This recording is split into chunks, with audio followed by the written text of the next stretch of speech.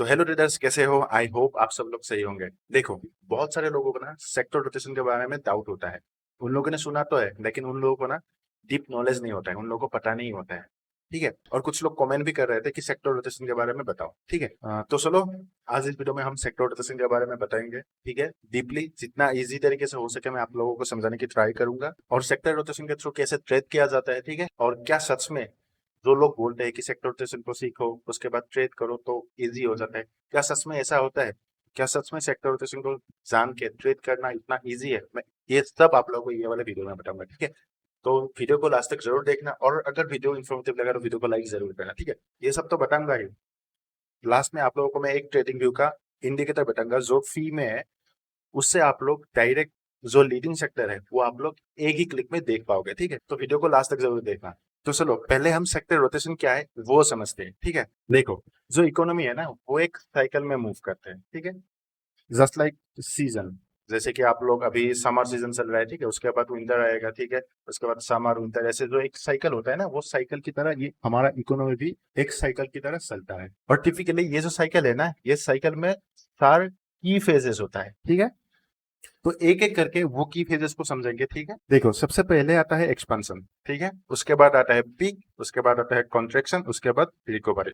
देखो, economic cycle जो है ना वो स्टॉक मार्केट की तरह है। कैसा है? मार्केट ऐसे भागते रहता है। ठीक है, उसके बाद क्या होता है, मार्केट एक पीक पॉइंट लेता है, उसके बाद थोड़ा रिट्रेस करता है। ठीक है, उसके बाद यहाँ से फिर से मार्केट भागना स्टार्ट करता है। राइट, तो इकोनॉमिक साइकिल भी ऐसा ही है। आप लोग देखो, इसे हम अगर एक्सपांशन बोले, ठीक है, ये एक्सपांशन हो गया, उसके बाद यहाँ पे एक पीक पॉइंट हो गया। ठीक है, उसके बाद मार्केट थोड़ा रिट्रेस किया। ठीक है, जिसे हम कॉन्ट्रेक्शन या तो हम क्या बोलेंगे, रिसेशन भी बोल सकते हैं। ठीक है, और यहाँ से फिर से ये रिकवरी स्टेज पे चला जाता है और उसके बाद नया हाई लगाता है। ठीक है, सेम ऐसा ही है इकोनॉमिक साइकिल और स्टॉक मार्केट दोनों को एक एज एग्जांपल आप लोगों को मैंने समझा दिया। ठीक है, अभी हम बात करते हैं एक एक फेस की बात करेंगे हम। ठीक है, तो यहाँ पे आप लोग देख सकते हो, यहाँ पे क्या है, पहला जो है एक्सपेंशन। एक्सपेंशन में क्या होता है, आप लोगों को नाम से ही पता चल गया होगा। एक्सपेंशन में क्या होता है, जो इकोनॉमी होता है ना वो ग्रो कर रहा होता है। ठीक है, जैसे मैं अभी आप लोगों को बोला, ऐसे ग्रो कर रहा होता है। उसके बाद जो बिजनेसेस है वो बिजनेसेस ज्यादा हायर कर रहे हैं। ठीक है, क्योंकि इकोनॉमी ग्रो कर रहा है, कंपनी वगैरह ज्यादा हायर कर रहे हैं। ठीक है,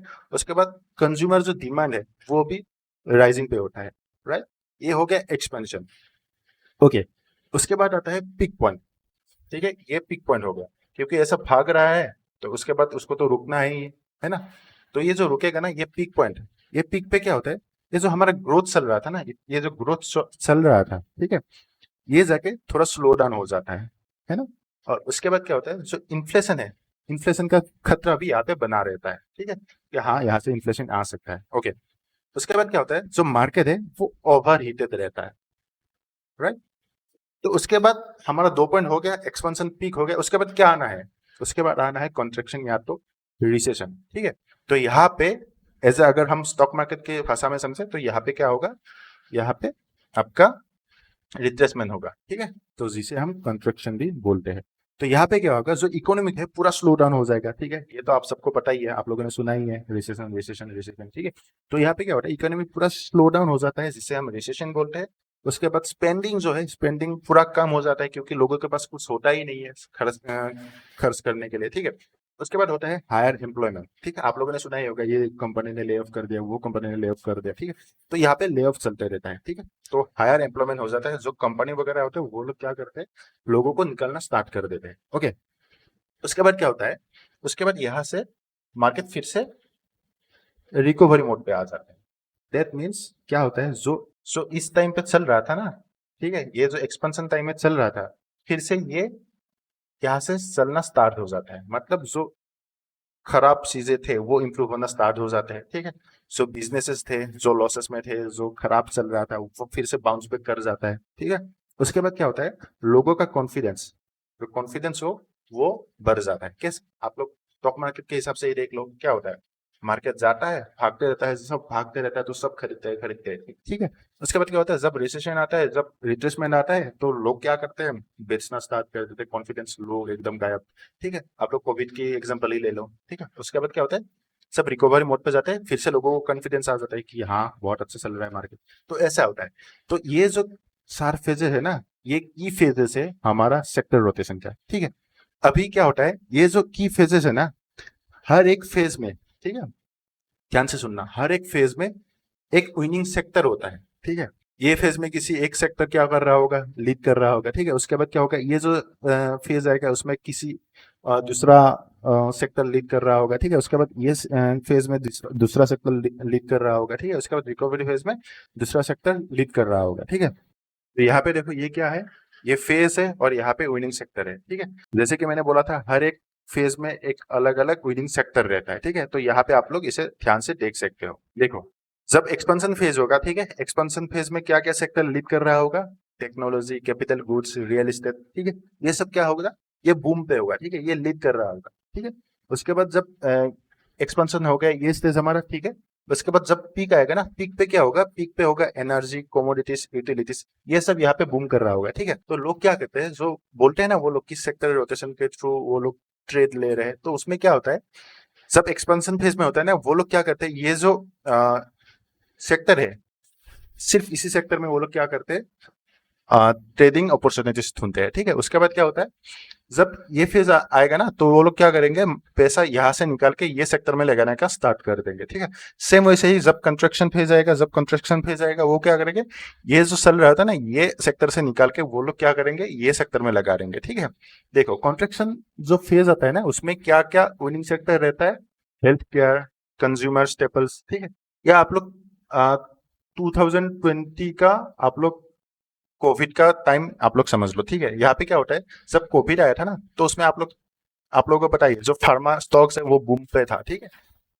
तो ऐसा ही है, जब भी रिसेशन वगैरह होता है ना, तो क्या होता है, ये जो हेल्थ सेक्टर और कंज्यूमर ड्यूरेबल है ना, वो लोग क्या होता है, वो सेक्टर बूम पे होता है। देखो ये क्यों होता है पता है, वो कुछ भी हो जाए, दुनिया खत्म होने को आ जाए, फिर भी लोग क्या करते हैं, लोग खाना नहीं छोड़ते, ठीक है। उसके बाद हेल्थ केयर सेक्टर में आप लोग ध्यान रखना कि आजकल ना, आप लोग देखो आजकल हर एक बंदे को मेडिसिन की जरूरत है, ठीक है।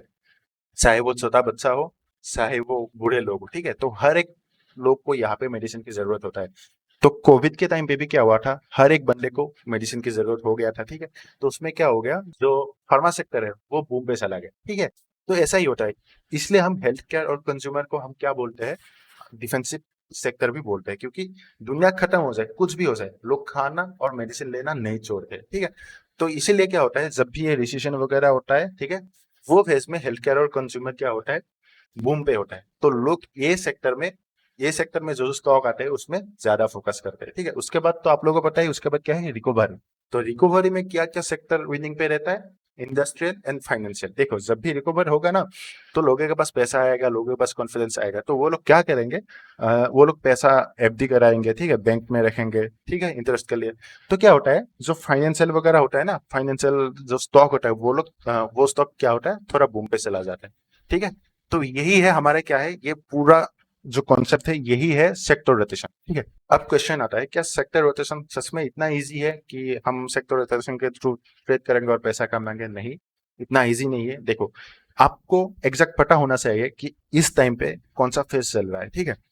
उसी के अकॉर्डिंग आप लोग क्या करोगे, सेक्टर को पकड़ोगे, ठीक है। सेक्टर को पकड़ के उसमें से आप लोग स्टॉक निकालोगे, ठीक है। उसमें से आप लोग, ऐसा नहीं कि स्टॉक देखा और आपने वहां पे बाय कर लिया, उसमें आप लोगों को स्ट्रेटेजी सही होगा, ठीक है। उसके बाद आप लोग बाय करोगे, ठीक है। तो इतना इजी नहीं है लोग जितना इजी दिखाते हैं, ठीक है। क्योंकि पहले तो आपको पूरा फेज जानना होगा, अभी कौन सा साइकिल चल रहा है, कौन सा फेज चल रहा है, ठीक है। ये जानने के बाद ही आप लोग क्या करोगे, बाकी का जो एनालिसिस है वो कर पाओगे। जो और ये जो फेज का आइडेंटिफिकेशन करना है ना, वो बहुत डिफिकल्ट होता है, क्योंकि किसी को नहीं पता होता है इतना इजीली कि कौन सा फेज चल रहा है, ठीक है। हाँ, उसके लिए आप लोगों को बहुत स्टडी करना होगा, बहुत रिसर्च करना होगा, तब जाके शायद आप लोगों को फेज पता चले, ठीक है। इसलिए ये बहुत टाइम कंज्यूमिंग है, बहुत रिसर्च करना पड़ता है यहाँ पे, तो इसलिए इतना ईजी तो नहीं होता है ये सेक्टर रोटेशन के थ्रू आप लोगों को ट्रेड करना, ठीक है। अभी हम बात करेंगे वो इंडिकेटर जो मैंने बोला था कि ट्रेडिंग व्यू पे आप लोग फ्री में अवेल कर सकते हो, ठीक है। उसके लिए आप लोगों को क्या करना है, ट्रेडिंग व्यू पे जाना है, ठीक है। आप लोग ट्रेडिंग व्यू पे जाओगे, उसके बाद इंडिकेटर सेक्शन पे जाके, यहाँ पे ऑलरेडी मेरा फेवरेट करा हुआ है, मैं आप लोगों को दिखा देता हूँ, ठीक है। सेक्टर, तो आप लोगों को जो ये दिख रहा है ना, सेक्टर एनालिसिस फुपेस करके आप लोगों को दिख रहा है, ठीक है।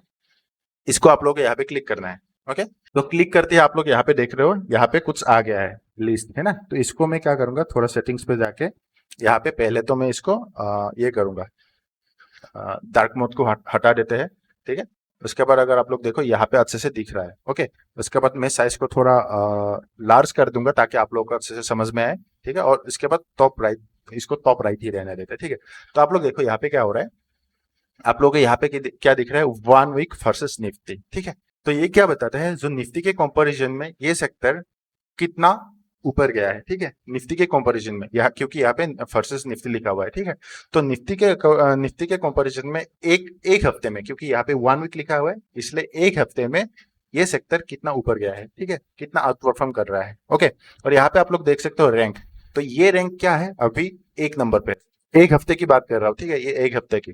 तो एक हफ्ते में ये रैंक 1 पे है और निफ्टी से ये 3.5% ज्यादा बढ़ा हुआ है, ठीक है। उसके बाद यहाँ पे आप लोगों को प्रीवियस दिखा रहा है, तो प्रीवियस क्या था, मतलब ये जो सेक्टर है ये पहले 16 रैंक पे था, ठीक है, 16 रैंक पे था और अभी जाके ये 1 नंबर रैंक पे आया हुआ है, ठीक है। तो ऐसे ही आप लोग क्या कर सकते हो, जो सेक्टर है उसका कौन सा लीडिंग सेक्टर है वो आप लोग यहाँ से निकाल सकते हो एक ही क्लिक में, ठीक है। और यहाँ पे और भी सारा बहुत कुछ सेटिंग्स है, मैं आप लोगों को दिखाता हूँ। देखो यहाँ पे अगर जाओगे ना, यहाँ पे आप लोगों को क्या दिखा रहा है, ये 1 वीक दिखा रहा है ना, तो आप लोग इसको 1 मंथ भी कर सकते हो, ठीक है। अगर 1 मंथ करोगे ना, 1 मंथ करने पे आप लोगों को देखो क्या आ रहा है, अभी रैंक कौन सा है, रैंक 1 पे कौन सा है, आप लोगों का ऑटो सेक्टर, ठीक है। ऑटो सेक्टर आप लोगों को यहाँ पे रैंक 1 पे दिखेगा 1 महीने में, ठीक है। और आप लोग देखो कितना बढ़ा हुआ है, 5.5% से, ठीक है। तो पहले था ये 6 नंबर पे, अभी आ रहा है 1 नंबर पे, ठीक है। वैसे करके आप लोग क्या कर सकते हो, इसको भी सेंस करके, निफ्टी को सेंस करके कोई दूसरा ले सकते हो, ठीक है। तो आप लोग निफ्टी 500 ले सकते हो, कुछ भी ले सकते हो यहाँ पे, ठीक है। क्योंकि यहाँ पे निफ्टी को ही हम एज ए बेंचमार्क लेते हैं, तो निफ्टी को ही मैंने रहने दिया, ठीक है। तो आप लोग यहाँ से देख सकते हो, आप लोग अगर आप लोगों को 3 महीने का देखना है तो आप लोग 3 मंथ कर लो। तो 3 मंथ पे आप लोगों को देखो क्या दिख रहा है, जो डिफेंस सेक्टर है वो सबसे ज्यादा हाईएस्ट दिख रहा है, ठीक है, 38% बढ़ा हुआ है, ठीक है। तो यहाँ पे रैंक अभी 1 नंबर पे है और 3 महीने पहले ये जो रैंक था वो 6 नंबर पे था, ठीक है, अभी जाके ये 1 नंबर पे आया है। तो क्या है, इसी तरीके से आप लोग क्या कर सकते हो, जो लीडिंग सेक्टर है अभी के लिए उसको आप लोग ढूंढ सकते हो और उसी के अकॉर्डिंग आप लोग यहाँ पे ट्रेड प्लान कर सकते हो, ठीक है। पहले आप लोग को सेक्टर को ढूंढना है, उसमें कौन सा स्टॉक अच्छा परफॉर्म कर रहा है वो ढूंढना है, उसके बाद जाके आप लोग को वहां पे बाय या सेल करना है, ठीक है। तो ऐसे ही आप लोग क्या कर सकते हो, जो सेक्टर रोटेशन है उसको अच्छे से इंप्लीमेंट कर सकते हो, ठीक है। लेकिन मैं फिर से बता दे रहा हूँ आप लोग को, ये उतना इजी नहीं है, ठीक है, जितना इजी आप लोग को देखने में लग रहा है, ठीक है। तो आई गेस आप लोग को सेक्टर रोटेशन के बारे में बहुत अच्छी तरीके से पता चल गया होगा। अगर आप लोग को वीडियो पसंद आए तो वीडियो को लाइक जरूर करना, और हाँ, चैनल पे नए हो तो सब्सक्राइब जरूर करना, ठीक है। चलो मिलते हैं अगले वीडियो में, तब तक के लिए बाय बाय, टेक केयर।